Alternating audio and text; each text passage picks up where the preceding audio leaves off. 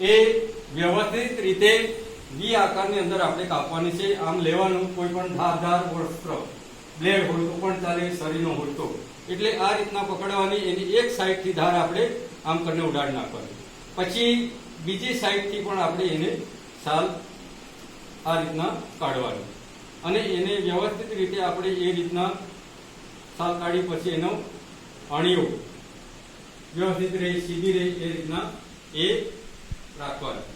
ત્યાર પછી એને સાઈડ પર મૂકવાની અને જે આપણે ગોટલા ઉપર કલમ બાંધવાની છે તે ગોટલો લઈ અને એના ઉપરની ટોચ ઉડાડી દેવાની આ રીતના અને એની અંદર વી આકારનો કાપ મૂકવાનો. આમ બરાબર.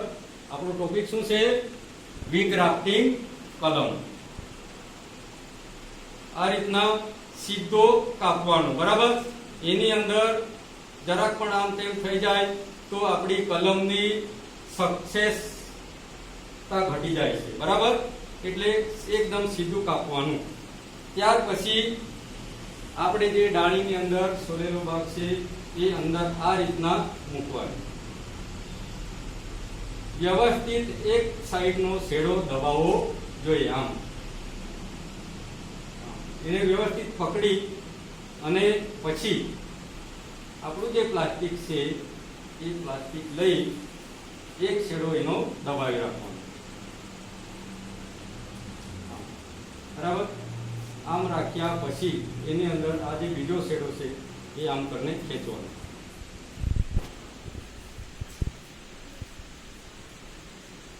એને જેટલું ખેંચવું તેમ ધીમે રહીને આમ કરીને ખેંચતા જવાનું અને ત્યાર પછી આપણે આ રીતના એને ગાંઠ મારવાની. બરાબર.